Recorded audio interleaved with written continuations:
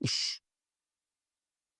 আলিয়া রে, আমার বাপ মা কেন যে আমার নাম বাদ ডাকলো না? আমার বড় আফসোস।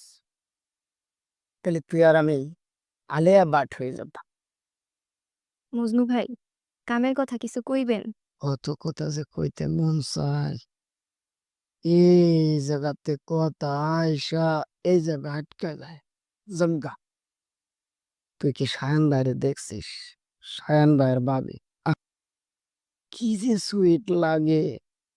বিয়ে করছে, বাসর করছে।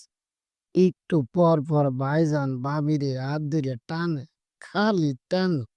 টানে নিয়ে রুমের ভিতরে যাইয়া কি সুন্দর রোমান্টিক গল্প করে।